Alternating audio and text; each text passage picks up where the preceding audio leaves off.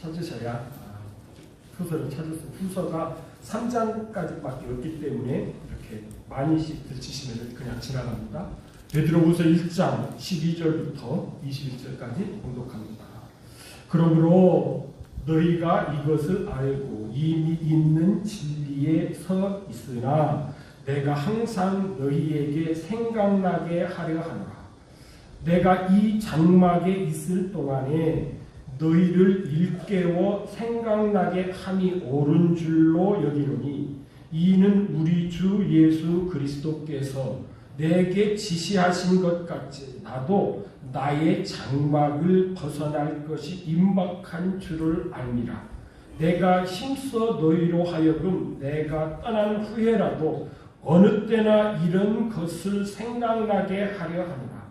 우리 주 예수 그리스도의 능력과 강림하심을 너희에게 알게 한 것이 교묘히 만든 이야기를 따른 것이 아니요 우리는 그의 크신 위엄을 친히 본 자라.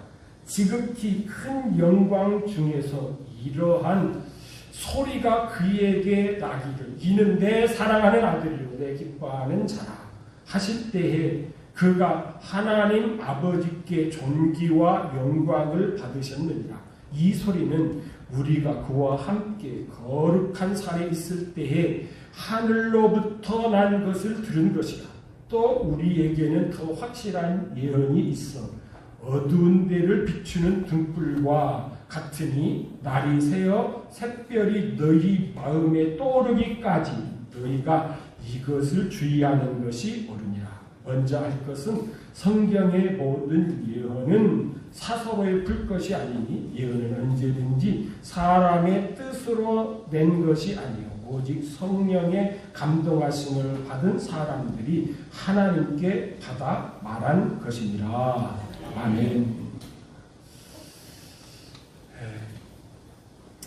오래간만에 한국을 방문하시는 분들이 대한민국이 많이 변했는데 특별히 이제 외국에 이민 가서 살다가 이렇게 10년 뚝 이렇게 넘게 이렇게 세월을 보내고 고국을 방문하시는 분이 우리나라가 많이 변했다 이런 것을 느낀다고 합니다.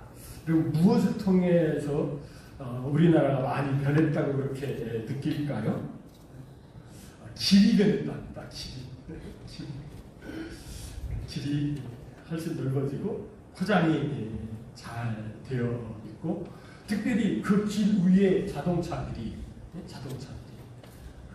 고급 외제 승용차 국산차라고 해도 이 세단 큼직한 이런 차들 본인들이 한국에 이렇게 살 때에는 차가 많기는 많았어도 그렇지 않았었는데 고급 승용차들이 길에 넘쳐난다. 우리는 그걸 잘 못 느끼죠. 그냥 이렇게 쭉 변화하면서 이렇게 느낀 건데 오래간만에 오시는 분들은 이 길의 변화를 이렇게 느낀다. 또 그 중에서도 또 하나 길에 이렇게 그 페인트가 칠해져 있죠. 색깔이 유도하는 그건 진짜 너무 잘한 것 같아요. 저도 오래간만에 가는 길은 어디에서 이렇게 빠져나가야 되는지 참 그런데 그것이 있어가지고 참 좋더라고요. 그래서 길이 이렇게 변했다. 그리고 또 뭐로 느끼는지 아세요? 대한민국이 많이 변했는데 뭐로 또 느낄까요? 뭐를 느낄까요? 강아지가 많다는 겁니다. 그냥 얘기하면은 개지요, 개. 야, 한국에 개가 엄청나게 많다. 그런데 그 개가 어떻습니까? 우리가 그 여행을 가보면은 길거리에 개들이 많잖아요. 터키에 가봐도 개들이 많고, 아프리카, 이런 데 가도 막 개들이 많은데, 우리나라 개는 조금 달라요. 안고 다니는 개들. 안고 다니는 개. 그래서 이 개들이 애완견에서 이제 이름까지 바꿔 달았죠. 뭘로요? 반려견으로 바꿔 달았죠. 그래서 그렇잖아요. 저만 해도 그래요. 저쪽서 어떤 아줌마가 이렇게 유모차 끌고 와가지고서 아이고 유모차 끌고 아이고 이렇게 열심히 애보내하고 이렇게 비켜주라고 이렇게 보니까 거기에 어린애가 있는 게 아니라 뭐가 있어요? 강아지가 있어요. 그래도 그것까지는 봐주면 어떠라. 어떤 사람이 애를 업었어요, 이렇게. 요즘 애 업고 다니는 사람도 있네. 그랬더니 가보니까 그게 애가 아니고 뭐예요? 강아지. 그래서 우리 대한민국이 개판이 됐나. 개가 참 많아. 또 뭐랄까, 여러분들 뭐가 바뀐 것 같아요? 한 10년쯤 있다 오시는 분들은 카페가 굉장히 많아요. 카페가. 야, 과거에는 교회가 많았는데, 요즘 뭐가 많아요? 카페가 많아요. 엄청 많아요. 그래서 구경 모임도 뭐 카페에서 모이고, 신방도 어디서 해요? 카페에서 하고. 카페. 여러분, 그런데 안 변한 것이 있어요. 안 변한 거. 그럼 뭘까요? 참 이것도 변했으면 좋겠는데 이게 안 변해요. 그게 뭘까요? 이 대한민국에 사는 분들이 뭐 다른 나라도 마찬가지지만 이게 죄인이라고 하는 건 안 변하는 것 같아요. 죄인이라고. 정말로 제가 이걸 입 밖에 내야 되나 할 정도로 고민이 되는데, 여러분, 인천 송도를 국제도시라고 그러나요? 국제도시. 제가 인천에서 살 때는 그 송도 해수욕장, 제가 뭐 대천 해수욕장, 뭐 안면 해수욕장 이런 데 보다가 인천에서 할 때 송도 해수욕장이 좋대요. 그래서 송도 해수욕장 이렇게 보니까요, 그냥 모래 조금 있었던 거예요. 송도 해수욕장이. 이렇게 뭐. 그런데 이것이 세월이 지나면서 바뀌어가지고 국제도시가 됐잖아요. 그런데 죄도 국제급이야. 여러분 뉴스 보셨죠? 아버지가 정성스럽게 사제총을 만들어. 저도 어렸을 때 그 총 만들어 봤거든요. 이렇게 우산 때 좀 잘라가지고 나무 깎아가지고 탁 해가지고 거기다가 이제 화약 넣어가지고 뭐 이렇게 그 자전거 이렇게 그 살 하는 거 그거 빼가지고 거기다 살 쳐가지고 딱 해가지고서 화약 딱 넣어가지고 강아지 만들어서 딱 해가지고 새 잡는다고. 정밀하지 않기 때문에 소리만 나지 새는 안 만들어. 그런데 그 총을 얼마나 잘 만들었는지 나도 손재주가 꽤 괜찮거든요. 얼마나 총을 잘 맞았는지 잘 만들었는데 아들을 쏘니까 진짜 그 아들이 총 맞아서 죽었어. 세상에. 아버지가 정성껏 총을 만들어서 왜 총 만들어요? 아들 쏘려고. 야, 이런 살인사건, 이런 거는요, 유례가 없대. 세계에서 뭐 비슷한 것도 없대. 아버지가 아들을 죽이는 건. 혹시 아들이 아버지 죽이는 건 우리나라에서도 종종 있었어요. 종종. 그런데 아버지가 아들을 죽이다. 그래서 왜 이런 일이 있나? 그래서 뭐 처음에는 그렇게 떠드는 소리가 뭐였어요? 일찍이 이혼을 하셨는데 그 이혼한 그 부인이 잘 산다는 말이에요. 그래서 이혼한 부인이 불행한 것이 내 행복이다. 그래가지고 그 이혼한 부인이 아들을 최고로 알기 때문에 내 아들이지만은 그래서 죽였다 이런 소문이 이렇게 있었어요. 그런데 뭐 프로파일러까지 동원해가지고 해보니까 역시 뭐예요? 죄인이라 그런 일을 보는 거죠. 죄인이라. 여러분 이런 비슷한 얘기는 성경에도 나오잖아요. 벌써 창세기에서부터. 여러분 가인이 누구를 죽여요? 형제 아벨을 죽여요. 이런 사건. 이게 죄인이기 때문에 다 이런 현상이 벌어지는 것이죠. 그런데 오늘 찬양대 찬양처럼 하나님께서 우리들을 구원하시고, 그렇죠? 우리들에게 어떻게 합니까? 참 소망을 주시는 거죠. 그래서 우리가 이것을 전하고 이것을 받아들여서 우리가 신앙생활하는 것이 기독교의 신앙, 십자가의 복음이라고 하지 않습니까? 이 십자가의 복음의 결론은 결국은 무엇이죠? 오늘 그 부분을 베드로 사도님이 말씀을 하시는 것입니다. 여러분 베드로 전서도 베드로 사도님이 연세가 많으셨을 때에 이렇게 서신을 기록한 것이지만은 베드로 후서는 더 그렇지 않습니까? 그래서 오늘 본문 13절에 가서 보시면은 이렇게 말씀하시지요. 내가 이 장막에 있을 동안에 너희를 일깨워 생각나게 함이 옳은 줄로 여기노니 이는 주주주주 나도 나의 장막을 벗어날 것이 임박한 줄 아니라. 이 장막, 그리고 이 성경의 장막이라고 번역된 이 스케노, 장막을 치다라고 하는 이 동사의 명사형은 두 가지입니다. 하나는 스케노마, 하나는 스케노스. 오늘 본문에 나오는 단어는 바로 이 스케노마입니다. 스케노마는 장막의 비유적인 표현인 우리의 몸을 얘기하는 것이죠. 우리의 몸이 장막처럼 어떻다고요? 쉽게 낡아진다. 그런 의미에서 이 우리의 몸을 장막이라고 얘기하고, 진짜 임시 건물인 텐트를 장막이라고, 그것은 스케노스입니다. 스케노스. 그런데 우리 성경은 다 같이 장막이라고 번역했기 때문에 우리의 몸을 나타내는 스케노마하고 교회, 그 성막을 나타내는 스케노스하고 혼돈해서 이렇게 사용해서 하나님의 말씀이 조금 오해받는 경우가 있어요. 바로 이런 경우죠. 고린도후서 5장에 나오는 이 말씀. 고린도후서 5장에 나오는, 만일 땅에 있는 우리 장막집이 무너지면, 우리가 이제 문상 가면은 그렇죠? 위로 예배 드릴 때에 이 본문이 많이 나오는데, 여기는 스케노마가 아니라 뭐라고요? 스케노스입니다. 이것은 진짜 텐트를 얘기하는 것이죠.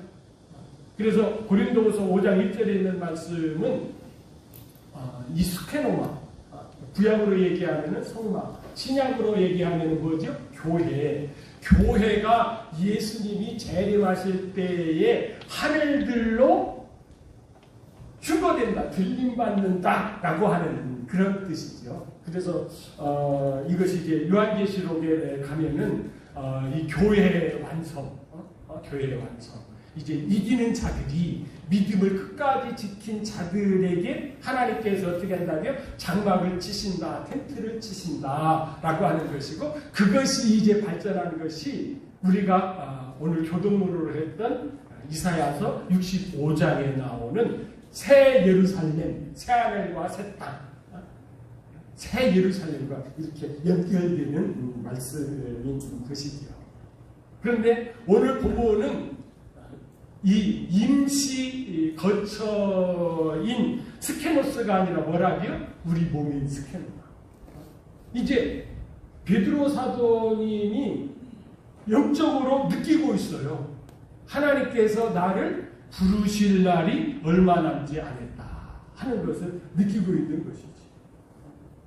그러면서 얼마 남지 않은 이 시간에 내가 꼭 이미 믿음을 가지고 신앙생활하고 있는 성도들에게 꼭 생각나게 해야 될 것이 있다라고 하는 것입니다. 그럼 베드로 사도님이 순교하신 것은 주후 65년경으로 봅니다.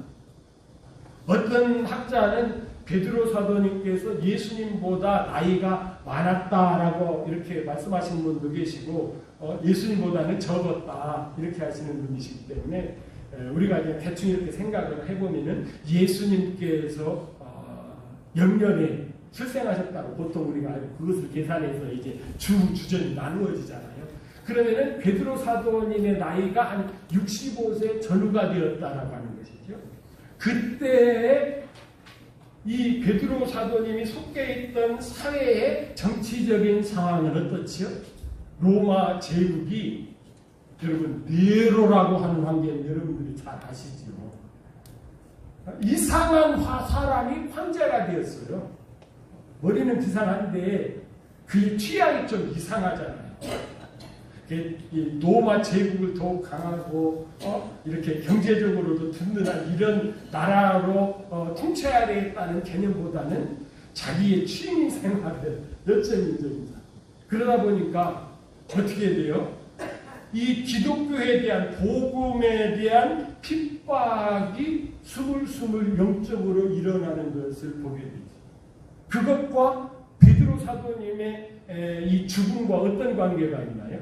여러분 요한복음을 쭉 읽어 가다 보면은 이제 요한복음 마지막 장에 가서 예수님께서 갈릴리에서 베드로 사도님한테 묻지요. 내가 다른 사람들보다 나를 더 사랑하느냐 이렇게 물은 다음에 뭐라고 말씀하시죠? 내 양을 치라, 내 양을 먹이라, 내 양을 치라 이렇게 3번 말씀을 하시면서 베드로가 그 부분에 대해서 이렇게 정확히 이해를 하지 못하니까 이런 말씀을 하십니다. 베드로야, 네가 젊었을 때에는 네가 허리에다가 허리띠를 딱 졸라매고 네 열심을 가지고 열심히 복음을 전하지만은 이제 나이가 들어서는 어떻게 한다고요? 내 팔을 벌리게 하고 사람들이 네가 원치 아니한 곳으로 끌고 갈 것이다. 끌고 다닐 것이다. 이렇게 말씀을 하시잖아요. 그래서 베드로는 확실히 뭐를 믿었어요? 나는 야고보처럼 젊어서 일찍 순교를 하지 아니하고 나이 들어서 내가 어떻게 한다고요? 순교한다라고 하는 것을 예수님의 말씀을 통해서 받았죠. 그런데 이제 이 정치적인 상황이, 영적인 상황이 바뀌어지는 것이죠. 그러면서 이제 자기 때가 얼마 남지 않은 것을 깨닫고 오늘 이 말씀을 하시는 것입니다. 내가 너희들에게 꼭 이것만큼은 가르쳐서 말해서 3번씩이나 생각나게 해야 되겠다라고 하는 거죠. 12절에서도 뭐라고 말씀하십니까? 내가 항상 너희에게 생각나게 하려 하노라. 13절에서도 너희를 일깨워 생각나게 함이 옳은 줄로 여기노니. 15절에서도 내가 떠난 후에라도 어느 때나 이런 것을 생각나게 하려 하노라. 생각나게 하려 한다라고 합니다. 어떤 것을? 그것을. 그런데 그것이 무엇인지를 우리가 알려 그러면은요, 오늘 베드로전서 1장 앞부분인 3절을 보셔야 됩니다. 3절을 보시면은 그의 신기한 능력으로 생명과 경건에 속한 모든 것을 우리에게 주셨으니 이는 자기의 영광과 복으로서 우리를 부르신 이를 알므로 말미암아 이로써 그 보배롭고 지극히 큰 약속을 우리에게 주사 이 약속으로 말미암아 너희가 정욕 때문에 세상에서 썩어질 것을 피하여 신성한 성품에 참여한 자가 되게 하려 하는다. 큰 약속, 이 약속, 큰 약속, 이 약속. 여러분, 이 큰 약속이 무엇이겠습니까? 여러분, 예수님께서 사도들에게, 예수님께서 우리들에게 약속을 많이 하셨어요. 예수님 믿으면은 구원 얻는다고 하는 말씀도 하셨고, 믿음으로 병고침을 받는다고도 약속을 해주셨고, 기다리면은 성령을 보내주시겠다고 하는 약속도 주셨고. 그런데 여러분, 큰 약속은 여기서는 무엇일까요? 이 큰 약속은 이제 16절에 보면은 이렇게 되어 있죠. 우리 주 예수 그리스도의 능력과 강림하심을 너희에게 알게 하는 것. 예수 그리스도의 능력과 강림하심. 우리 주 예수 그리스도께서 능력이 있기 때문에 강림하십니다. 그런데 이 강림이 무엇이죠? 예수님께서 임하신다라고 하는 뜻이에요. 그런데 예수님이 임하시면은 한 가지가 아니라 뭐지요?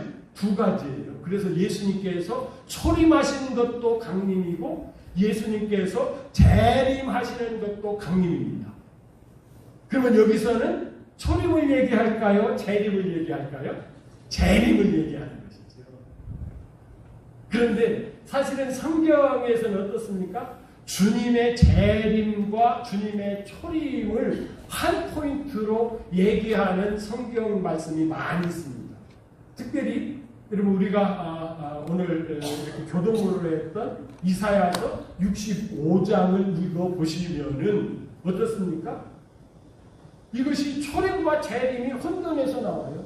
어느 구절을 읽어보면은 이것은 재림 때에 주님께서 천년왕국을 통해서 주시는 말씀이구나 하는데 이것은 새 예루살렘에 관한 얘기네.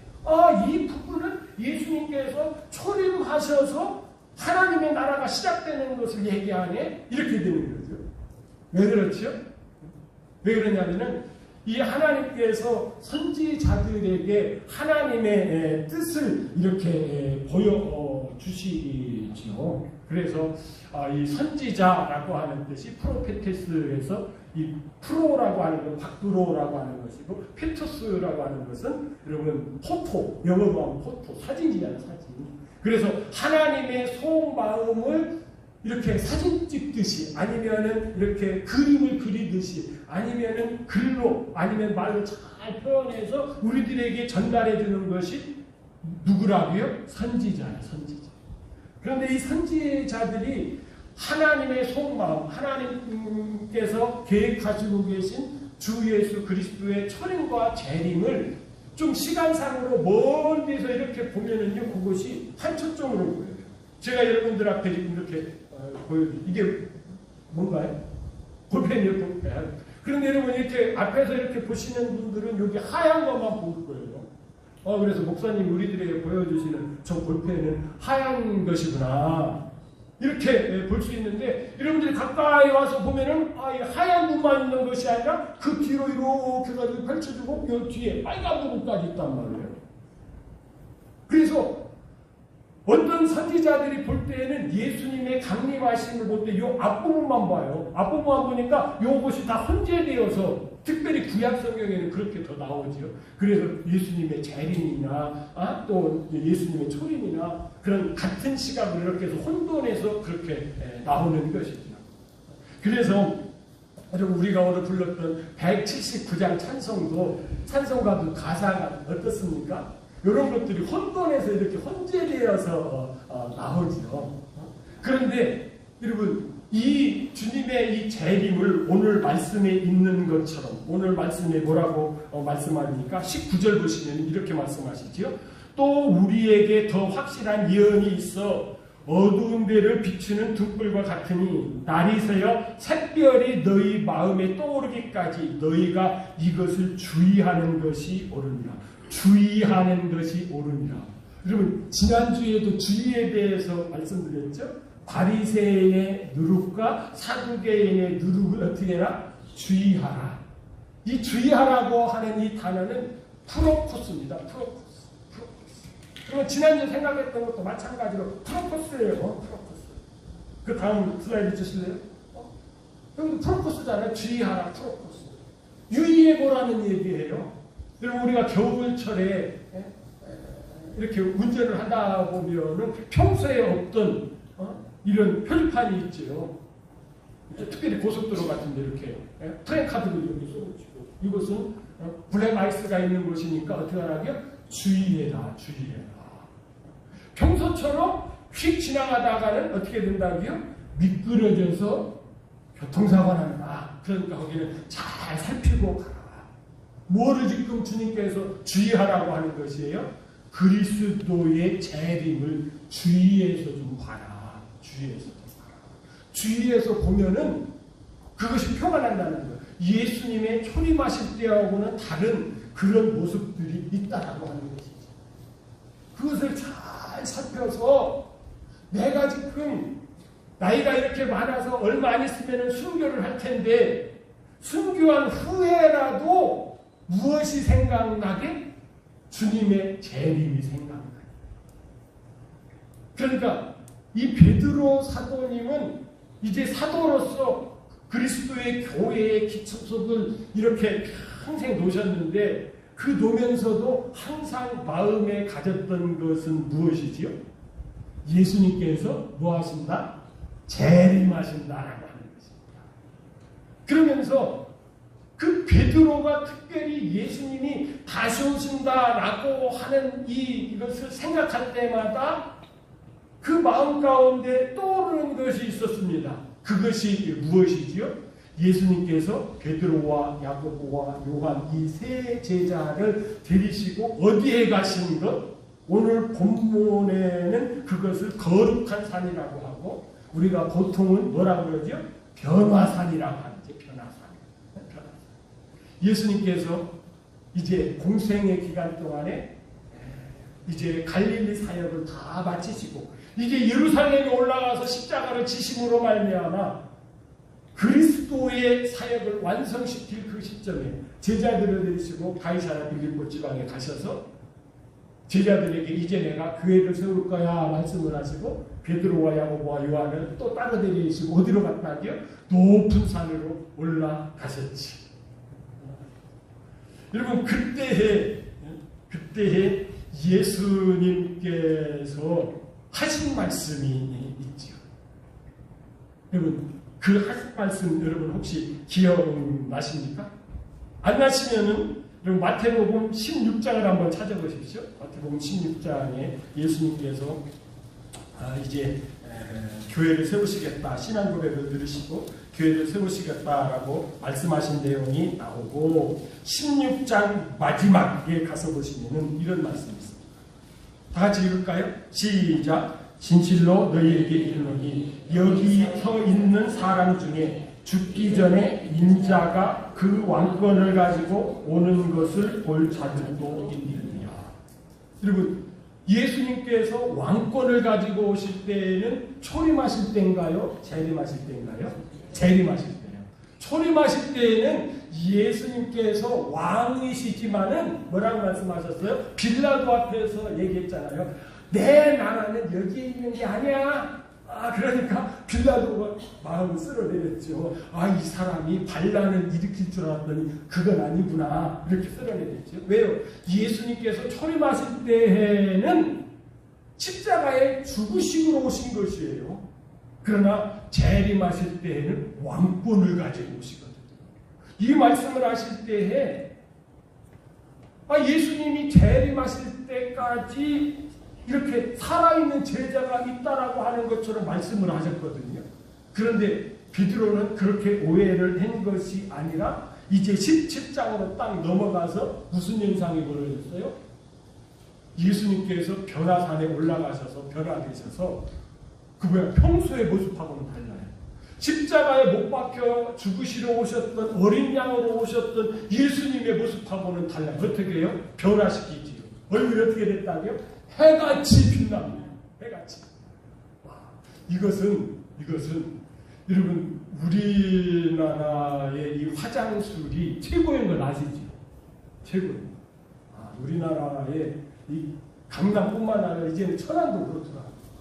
웬만한 얼굴은 1시간만 만져놓으면 어떻게 해요? 다 미인들로 만들어봐요. 기가 막히죠. 그런데 여러분 예수님의 얼굴은 그 정도가 아니에요. 해같이 빛나요. 너무너무 아름답고 멋져서 해같이 빛나니까 쳐다볼 수도 없지. 옷도요, 옷도. 얼마나 세탁이 깨끗하게 되어 있는지 빛같이 휘어져. 그러면서 구름 속에서 하나님의 음성이 들리죠. 이는 내 사랑하는 아들이니 너희는 그의 말을 들으라. 이것을 경험한 것이 뭐예요? 예수님의 이 모습이 왕으로 재림하실 때의 모습이구나. 이것을 품고 있었기 때문에 오늘 본문에서 말씀을 하시는 것이지요. 오늘 본문에서 16절 우리 주 예수 그리스도의 능력과 강림하심을 너희에게 알게 하는 것이 교묘히 만든 이야기를 따르는 것이 아니고 우리는 그의 크신 위엄을 친히 본 자. 어디서 봤죠? 변화산에서. 예수님이 재림하실 때 이런 모습으로 재림하시구나. 이걸 친히 본 것이라. 지극히 큰 영광 중에 이러한 소리가 그에게서 나기를 이는데 사랑하는 아들이 내 기뻐하는 자라 하실 때에 그가 하나님 아버지께 존귀와 영광을 받으셨느니라. 이건 내가 만들어낸 것이 아니야. 우리 주님께서 친히 보여주신 것이야. 그런데 우리가 이걸 본 것이 진짜로 예수님께서 현실화시킬 때가 있다는 것이지. 그래서 내가 이 세상을 떠난 다음이라도 너희들이 항상 무엇을 생각해야 된다? 예수님의 재림을 생각해야 된다. 지금 주님께서 강조하시는 것은 베드로 사도를 통해서 뭐라고요? 예수님의 재림이라고 하는 것입니다. 여러분, 우리 예수님 믿는 사람들이 뭘 소망하고 기다려야 되겠습니까? 여러분, 경제적으로 좀 부자가 되는 거? 이건 주실 수도 있고 안 주실 수도 있어요. 좀 그렇더라고요. 저도 뭐 이렇게 요번에 그냥 나라에서 민생 회복 소비 쿠폰을 준다고 해가지고 열심히 신청을 했는데, 그걸 신청을 하면서 내가 이 정도 수준인가? 좀 그렇더라고요. 뭐 이거 꼭 받아야 내가 그러나? 뭐 이런 생각이 좀 들긴 들더라고요. 아닌 게 아니라 우리 친구 목사님 한 분 중에는 나는 안 받기로 했네. 그래서 우리 동기도 카톡에 다 걸렸다. 그랬더니 받아 줄 때는 받는 거예요. 또 다른 친구가 받아 그랬는데, 강남의 부자들도 이거 신경 쓸까요? 좀 그런 생각을 해요. 그런데 여러분, 실제는 이런 건 이제 우리가 좀 초월할 때가 되지 않았어요? 이 정도 되면은. 이 정도 되면은 그렇잖아요. 이제 여러분, 저 사람이 옷을 좋은 거 입었나 나쁜 거 입었나 그거 신경 씁니까? 안 써요. 나도 안 써요. 아무거나 입고 다녀요. 그러다가 주일날이면은 할 수 없어서 그냥 여러분들한테 예의를 지키기 위해서 주의하라라고 하는 오늘 이 말씀 가운데 구약적인 해석은 그렇더라고요. 제사장이 성전에서 조심하면서 하나님 앞에 제사 드리는 것. 뭐 그런 마음으로 제가 이렇게 옷을 입습니다만은 평소에는 여러분, 뭐 넣는 거 이렇게 찢어진 거 입었다고 그것 입었다고 제가 막 그럴 줄 아나? 안 그래요. 우리 사람 이렇게 손가락 넣어보면서 당신 내리야 구멍 이래도 전혀 창피하지 않아요. 어렸을 때는 그런 것이 굉장히 좀 창피했었죠. 누더누더 기어서 있고 진짜 그때는 없었어요. 그렇다고 하면은 진짜 우리가 하나님 안에서 복받고 귀하게 여기는 것은 뭐죠? 예수님께서 재림하시는 것을 품고 있다. 이게 핵심이다. 여러분, 예수님의 재림이 생각나십니까? 예수님 믿는다라고 하면 오실 예수님이 베드로가 지금 멸망하는 것처럼 항상 생각이 나야 될 줄 믿습니다. 그래서 이걸 생각이 나야 여러분, 지금 연세 드신 분들 또 연로하신 부모님들을 모시고 계시는 우리 집사님들 이 위로가 되는 거예요. 우리 어머님 이렇게 늙어서 이제 걸음도 잘 못 부르시네. 이거 여러분, 그런데 예수님이 재림하시면 어떻게 돼요? 이제 우리가 죽었어도 신령한 몸으로 변화되어서 예수님을 만나는 것이고, 죽지 않았어도 우리가 데살로니가서 4장 17절에 가서 보면 호련히 변화될 때는 어떤 몸이요? 이 몸이 아니요. 신령한 몸으로 변화되는 거예요. 이 몸은 어떻습니까? 막 더우면은 땀 삐질삐질 흘리고, 조금만 얼굴 관리 안 하면은 그냥 얼굴이 막 새카매지고 여기저기 나오고 그래서 지금 저도 가을이 오기를 기다려요. 가을이 오면 피부과 가가지고 제 얼굴에 난 점을 좀 한번 빼보려고. 그런데 여러분, 진짜 주님이 재림하시면은 그런 것까지 어떻게 돼요? 한 방에 싹 해결되는 거죠. 그래서 우리가 주님을 믿는 것은 오늘 베드로 사도님이 우리에게 이렇게 간곡하게 말씀하셔서 이것만은 내가 좀 생각했으면 좋겠다. 주님의 재림을 생각하시는 우리 복된 그리스도인들이 되시기를 주님의 이름으로 축복합니다. 자리에서 일어나셔서 우리 비전 찬양 함께 드립니다.